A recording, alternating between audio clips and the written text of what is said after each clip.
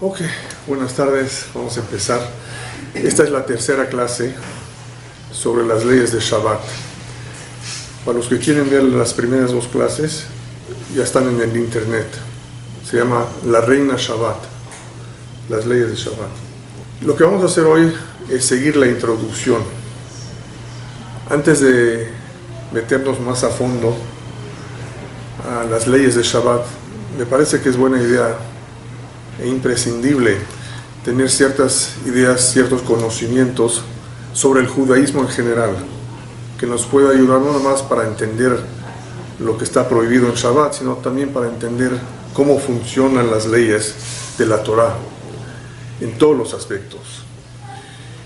Entonces, antes de abordar las leyes, conviene tener ese conocimiento de cómo se formularon las leyes o cómo están formuladas, porque al decir leyes, ¿de qué estamos hablando? En Shabbat ya van a ver que hay también decretos, hay leyes o reglamentos rabínicos, y también hablamos sobre las vallas. No todos conocen la palabra valla, son cercos o límites. Y también hay una categoría que se llama Alajá de Moshe Sinai. Entonces, un poco sobre todo. Vamos a empezar en describir la Torah. Pues muchos conocen la Torah como la Biblia sagrada. Pero en realidad, la Torah está dividida en dos partes. La Torah Shebichtav, la Torah escrita, que es la que leemos los Shabbatot, las que seguramente ustedes ya tienen conocimiento de ella. Y luego también tenemos la Torah oral. La Torah escrita está compuesta del Tanaj, o sea, de los 24 libros, mientras que la oral fue transmitida durante muchos años oralmente. ¿Y cómo sabemos que así fue? ¿Quién dice que no es algo inventado por Moshe o por un comité, como dicen algunos? Entonces, eso se infiere de la Torah misma. Y les voy a citar que Dios dijo a Moshe que le dará la Torah y los mandamientos. ¿Para qué añadir la palabra mandamientos si ya dice la Torah? De ahí es una inferencia que existe también la Torah oral. Y ahorita también van a ver la lógica de cómo se sabe que debe haber una Torah oral. No nada más porque así dice nuestra tradición. Pero yo pienso que el Shabbat es el mejor ejemplo de que hay una Torah oral, porque en la Torah no nos dice cómo cuidar el Shabbat, nada más nos dice cuida el Shabbat, respeta, honra el Shabbat. Pero ¿cómo? No se debe hacer ningún trabajo. Pues ¿qué es lo que es un trabajo? No nos deja en claro los detalles de todas las leyes, no nada más de Shabbat. ¿Cómo se hacen los tefilín? ¿Cómo se hace la mezuzá? Todos los detalles no aparecen en la Torah escrita. Pero ¿por qué se nos dio una Torah oral? Originalmente, la Torah oral no fue transcrita. Hoy sí está escrita. Fue transmitida de padre a hijo, o de maestro a discípulo, y así se mantuvo durante mucho tiempo. Nada más se empezó a escribir, a redactar hace unos 1800 años atrás.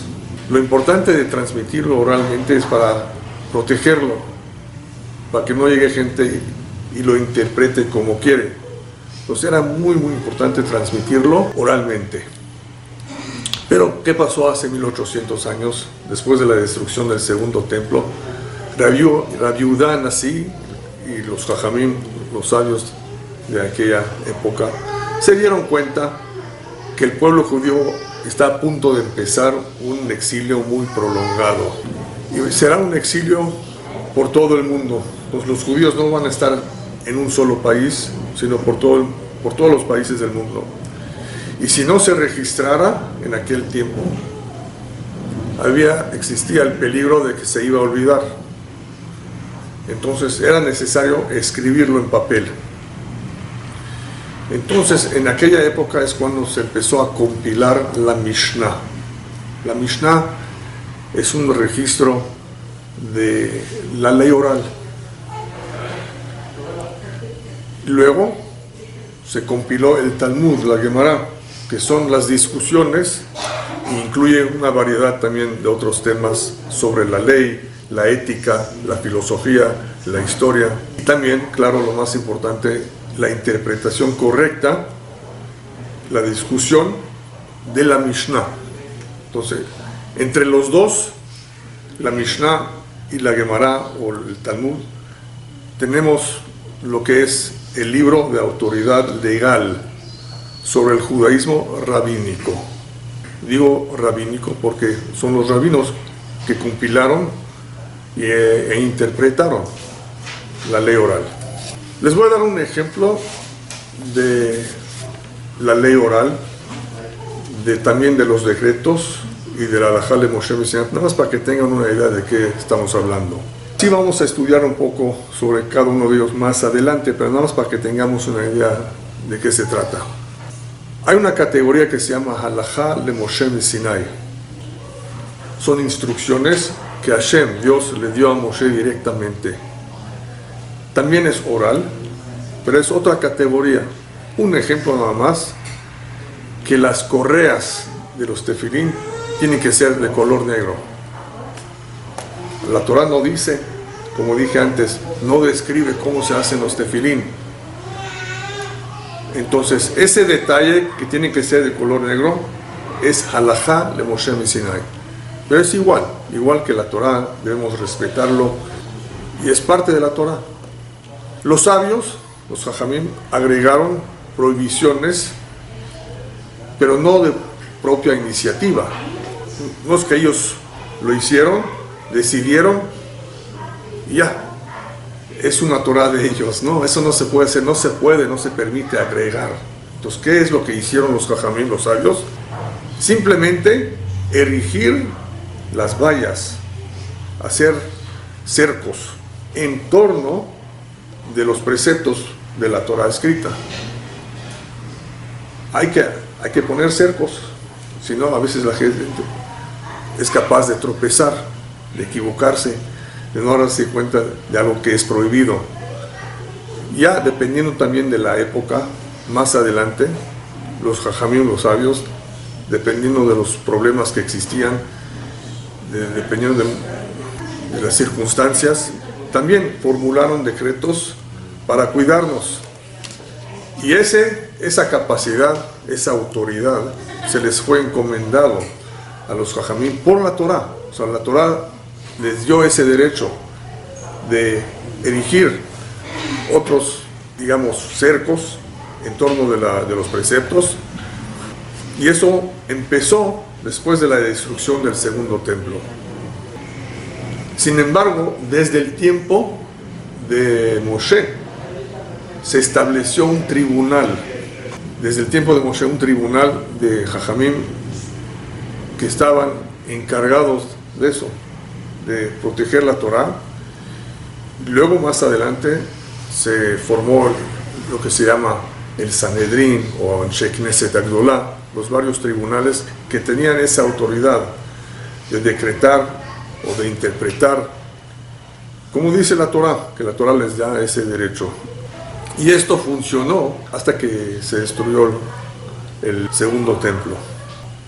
A nosotros los judíos nos incumbe, o sea, tenemos esa obligación de acatar todas esas leyes, como dice la Torah. Más o menos les voy a citar lo que dice la Torah, para que no llegue alguien y diga, pues, ¿de dónde sabemos que debemos seguir todos esos decretos?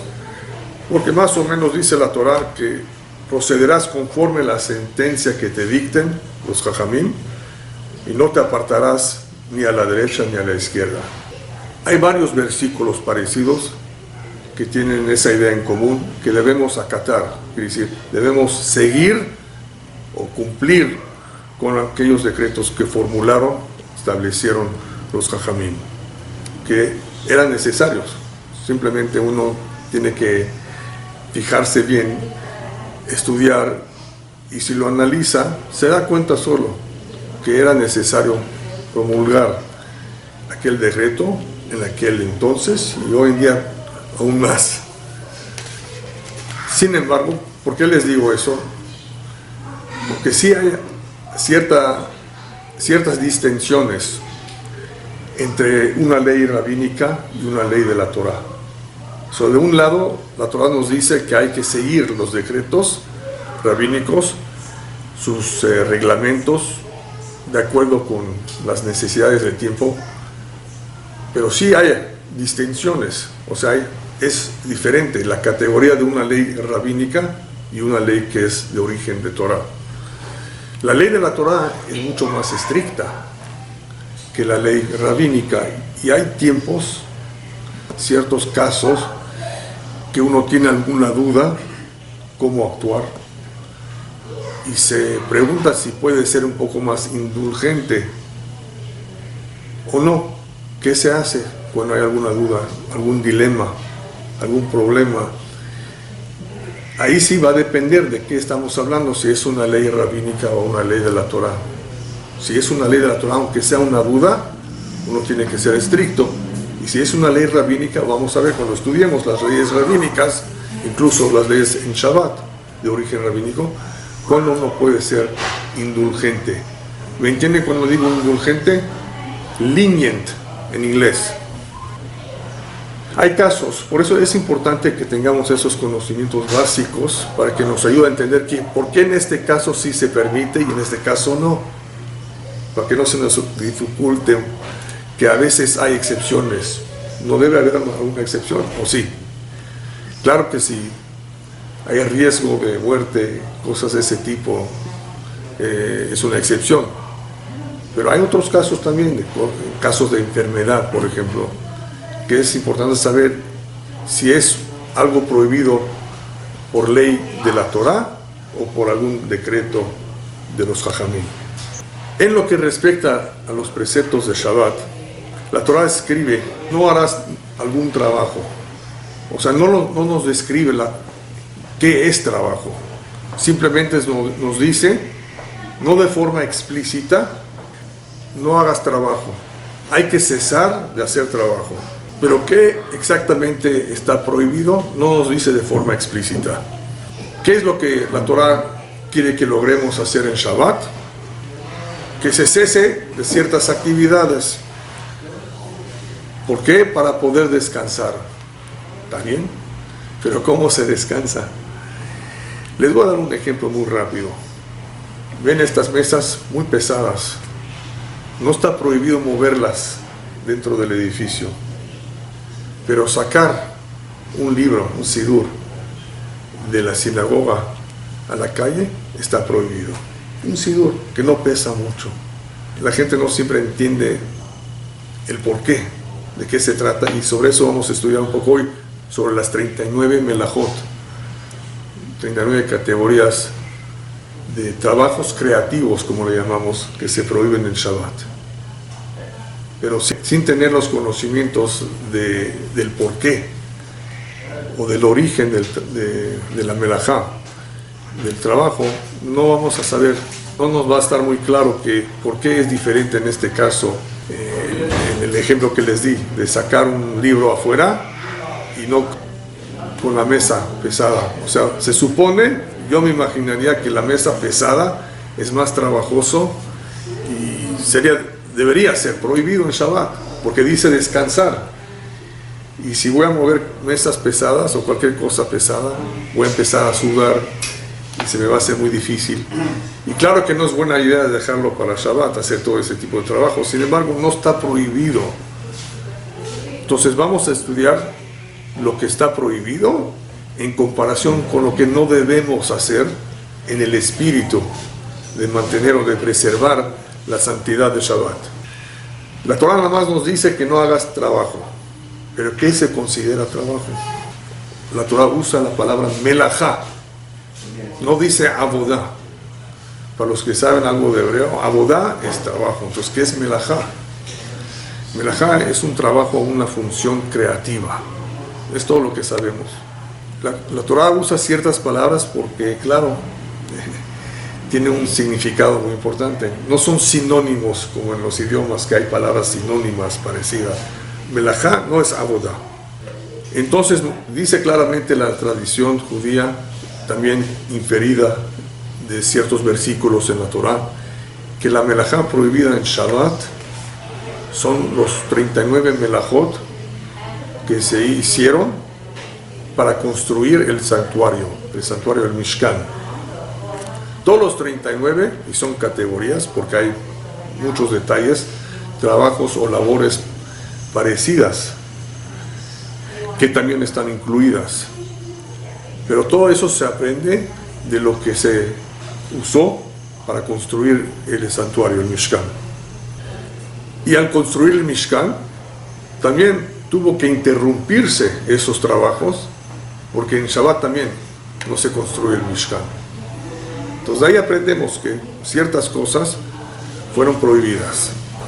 Hay dos clases de melajot, una se llama Av Melajá y la otra Toladá. No estoy hablando de las leyes o decretos rabínicos, sino de la Torah.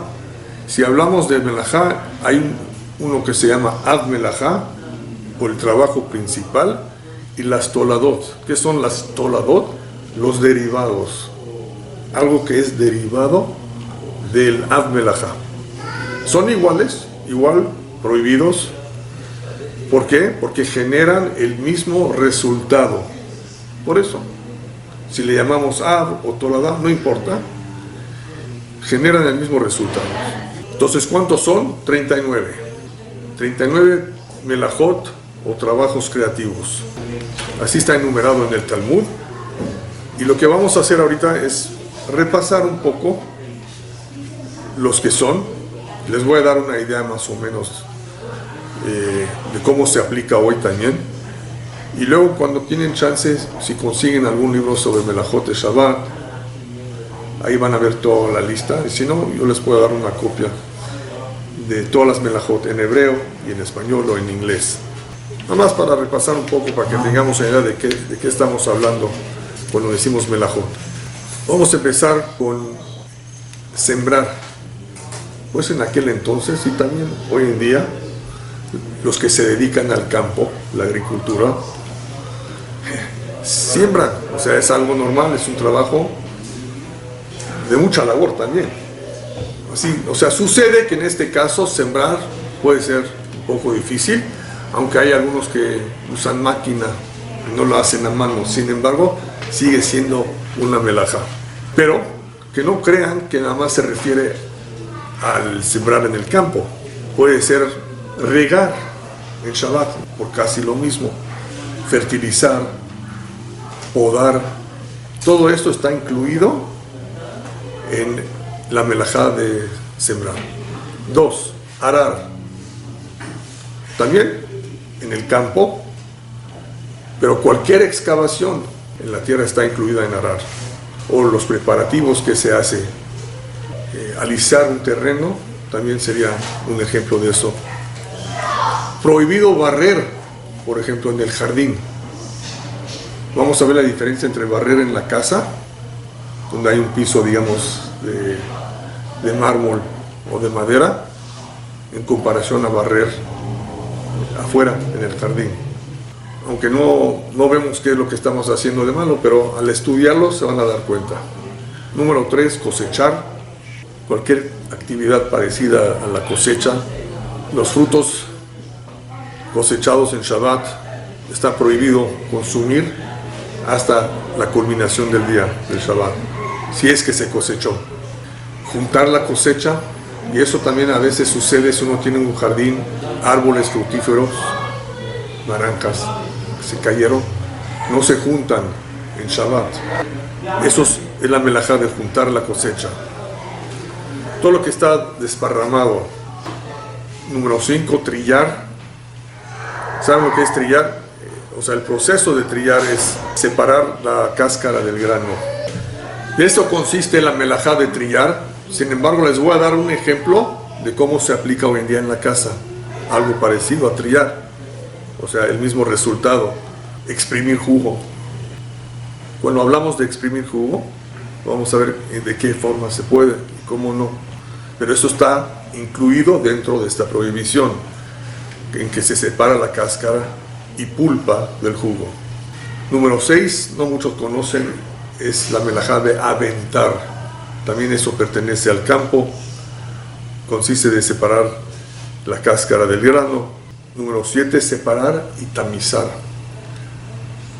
Aunque se parecen, hay una gran diferencia entre la melajá de separar y tamizar. Uno es con la mano y el otro se hace con algún instrumento. ¿Saben lo que es tamizar, no? Cerner, cribar, depende del instrumento que se usa. Sift, algo así. ¿Ya sabes? Colar, parecido también. Sí, nada más que hay diferentes formas de hacerlo, depende de qué estamos hablando. O sea, ¿qué es lo que tienen todos esos en común? Separar lo bueno de lo malo, lo que queremos de lo que no queremos. Entonces, con uno se hace con la mano, mientras que en el otro caso, tamizar eso es a través de algún instrumento. Son muchos detalles, nada más les estoy explicando en general cómo funciona esa melajá. Los trabajos relacionados con moler, amasar, hornear, que incluye cocinar y asar, esquilar, lavar la fibra y peinar la fibra, serán tratados en la siguiente clase. 15. Teñir. No sé si se acuerdan ustedes en aquel entonces que se lavaba a mano la ropa y también de vez en cuando le echábamos color a la camiseta para teñirla de azul para los jugadores de fútbol. Entonces, echándole un poco de color, eso es teñir, darle color, o darle color a las fibras, cualquier fibra, pintar alguna superficie también, no tiene que ser fibra, no tiene que ser tela. El pelo también sería teñir, maquillarse, pintarse, eso ya para las mujeres, ¿no? Todo eso está incluido dentro de la prohibición de teñir. Luego tenemos hilar, y eso consiste en unir las fibras o hilos y retorcerlos. Y eso para los hombres a veces cuando se hace el tzitzit, o no hacer ciertas trenzas, mejor dicho, porque las trenzas también es una forma de hilar, en este caso el pelo. Entonces con el ejemplo de tzitzit a veces se desarman, se deshacen, hay que volver a hacerlo, pero en Shabbat no se puede. Luego hay algunas que casi nunca vamos a ver, a menos de que ustedes tengan algún conocimiento de lo que es la urdiduría. ¿Saben lo que es la urdiduría? Armar la cadena en los telares, preparar la cadena para pasar la trama, tejer, destejer. Eso ya tiene que ver con la confección de trajes, de telas, de... ¿Alfombra? ¿Cómo? Alfombra. Alfombra, sí. Entonces son varios melajot, varios trabajos o labores que se usaba y que todavía se usan, tal vez con máquinas hoy, pero igual sería prohibido. Y al estudiarlo más a fondo más adelante vamos a ver ejemplos donde eso se aplica en la casa de uno. No todos, pero algunas sí. Hacer canastos, tal vez sería un ejemplo. Si se desprende de alguna vestimenta una hilacha, no la podemos arrancar en Shabbat o cortarla. Luego tenemos anudar y desanudar, hacer nudos y abrir el nudo. Vamos a hablar sobre lo que es un nudo, cómo se hace un nudo y cuál es prohibido y cuál es permitido. Ajustar los nudos a veces también puede ser problemático. Hay que saber, por ejemplo, cómo hacer los moños en los zapatos con los cordones, cómo amarrarlos, cómo se puede y cómo no se permite. Coser y descoser también tiene que ver con alguna prenda de vestimenta. Ajustar un hilo de una prenda que se corrió. Pegar dos superficies también está incluido en coser y descoser. Pero vamos a ver que si se trata de un alfiler de gancho de forma provisoria, eso ya es ya es un ejemplo de tal vez sí se pueda, porque es provisorio, no es permanente. Cazar es muy interesante, cazar con Z, o como dicen los españoles, cazar. Pues ¿quién iba a ir a cazar en Shabbat? Pero en aquel entonces así agarraban a sus animales. Pero hoy eso incluye cerrar el cajón. Imagínense, y en el cajón se encuentra algún insecto, sea una araña, sea una mosca, lo que sea, cerrar la ventana. Entonces vamos a hablar sobre eso. ¿Cómo se hace? Si vemos una araña o una culebra, ¿no? Ustedes se van de la casa, ¿no? Sí.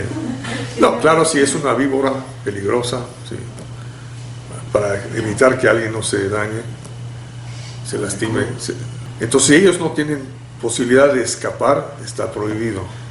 Es una forma de cazar el animal, no importa que sea una hormiga o un venado o un pájaro, ¿sí, no? Luego llega a faenar. En este caso, faenar es simplemente matar a cualquier animal vivo, porque hay unos que en vez de cazar o de capturarlo, pues dicen, pues vamos mejor a matarlo ya, la cucaracha, eliminar el problema.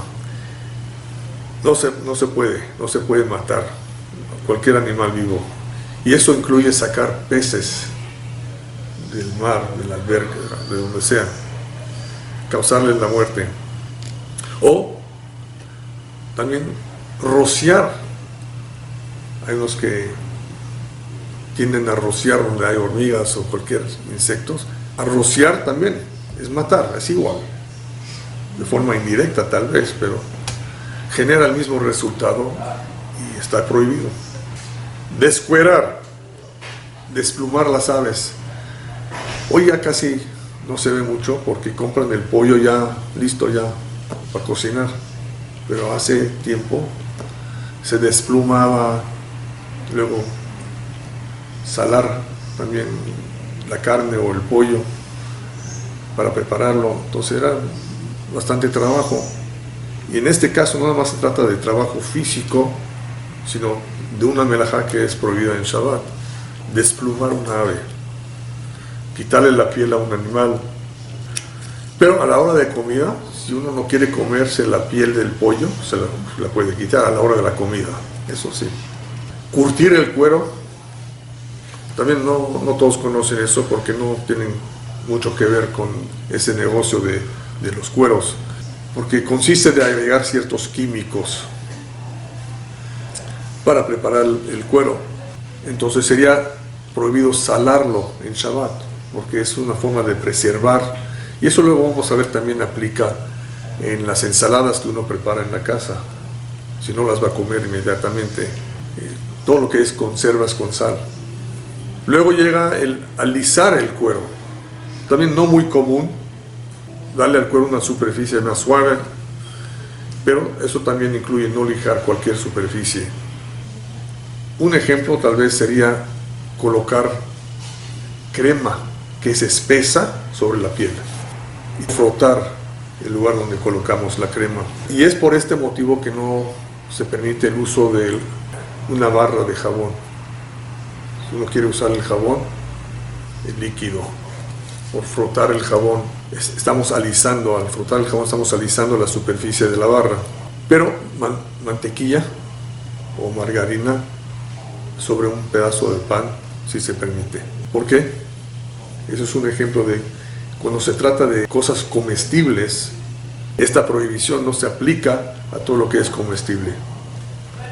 Entonces uno que no estudia las halajot de Shabbat no va a saber diferenciar, y aquí sí, y aquí no. ¿Y por qué?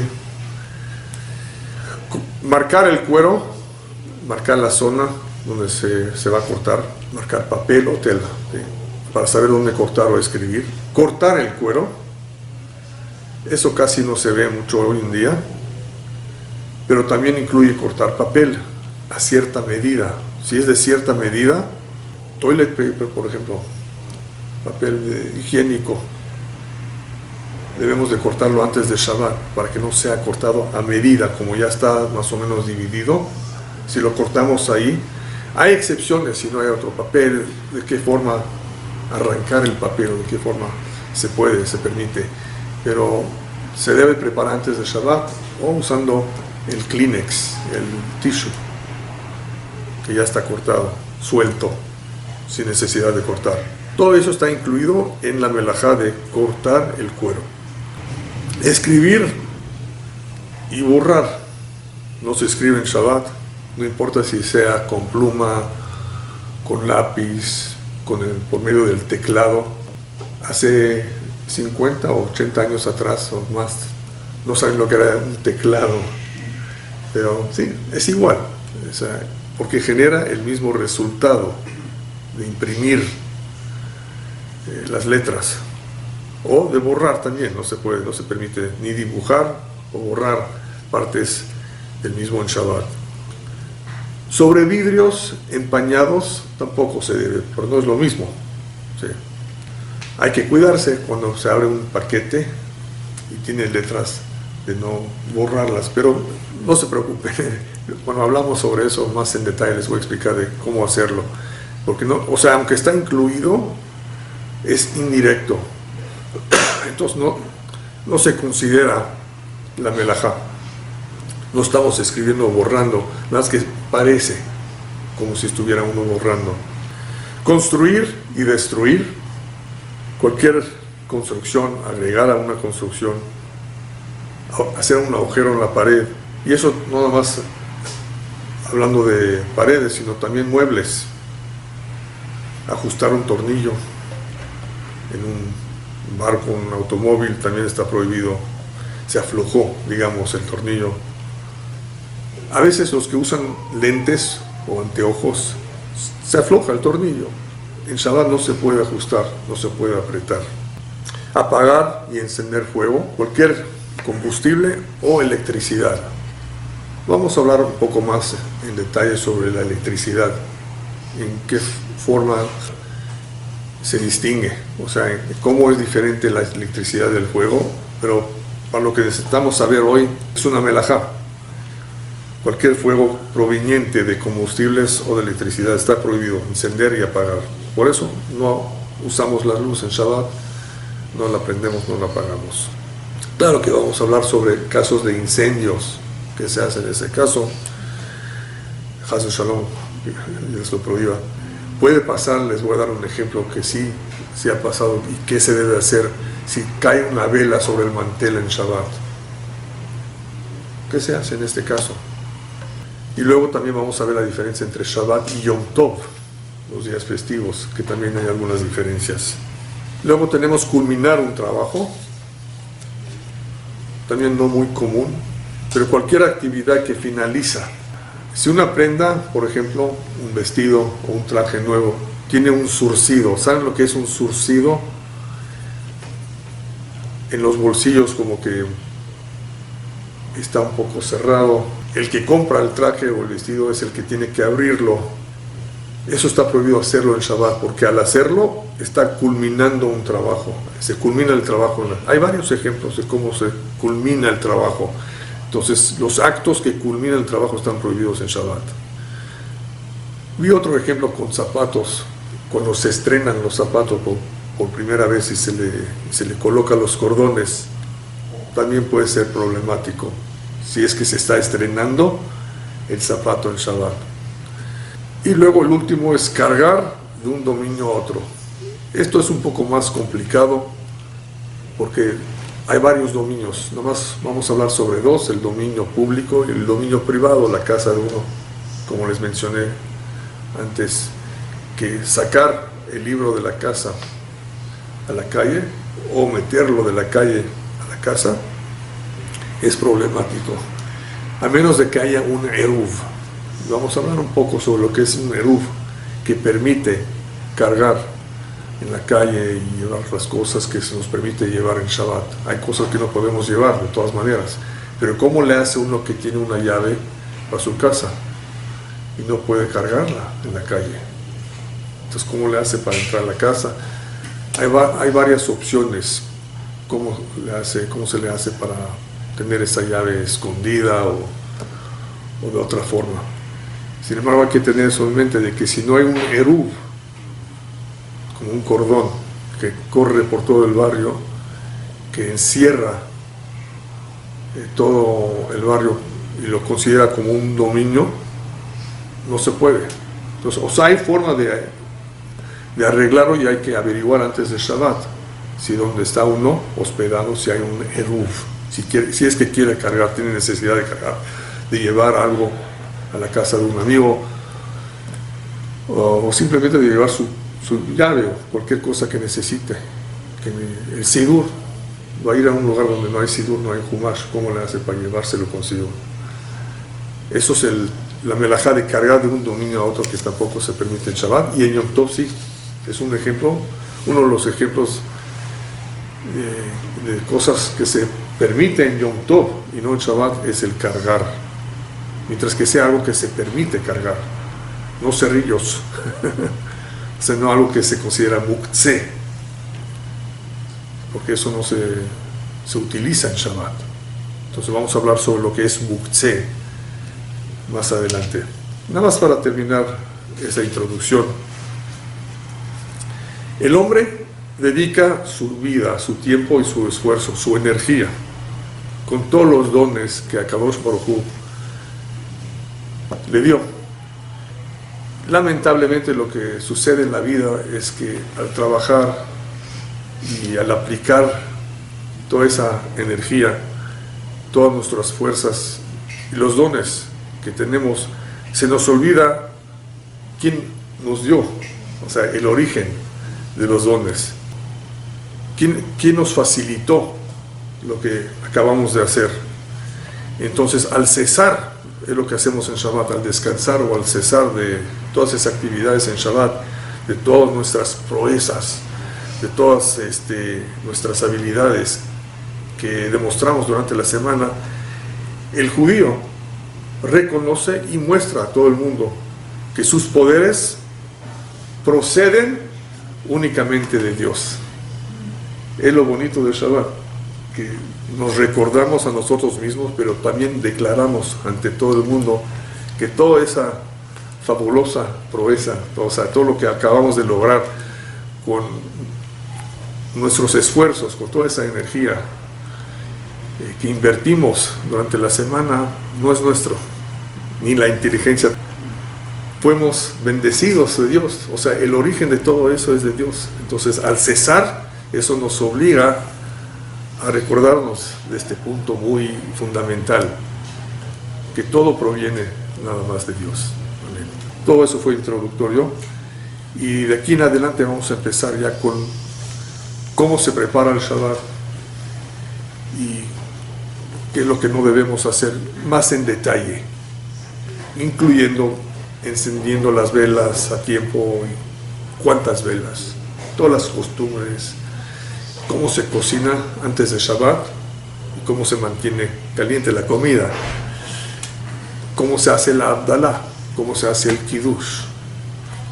Eso ya vamos a tardar no sé cuántos meses para abordar el tema más a fondo, pero Bezrat Hashem vamos a empezar con esto, le calculo a fines de agosto, porque se casa mi hijo y Bezrat Hashem no me da tiempo, gracias, no me da tiempo estar aquí los domingos en las siguientes semanas. Luego tenemos Tisha B'Av también en unas 2 semanas, entonces les voy a avisar unos días antes, Bezrat Hashem, para la próxima vez que nos encontremos aquí en Bezrat Hashem. Eso nomás, yo pienso que fue una introducción importante para tener conocimiento de esos conceptos muy básicos, pero muy importantes, para que nos ayude a entender que Shabbat no es algo tan pesado, es algo tan bonito, si sabemos cuál es el propósito de lo que estamos haciendo. Al darnos cuenta del propósito y al experimentarlo, les aseguro que van a querer que todos los días sean Shabbat. ¿Sí? Sí, que sea un día espiritual, sin tener que fatigarnos con todos los quehaceres que tenemos diario, las preocupaciones, sino de gozar y deleitarnos de lo fabuloso que es esta creación, que no nos damos cuenta, no nos fijamos en todo lo fabuloso porque estamos tan ocupados en hacer más y más dinero y todas las vanidades que ocupan nuestro tiempo.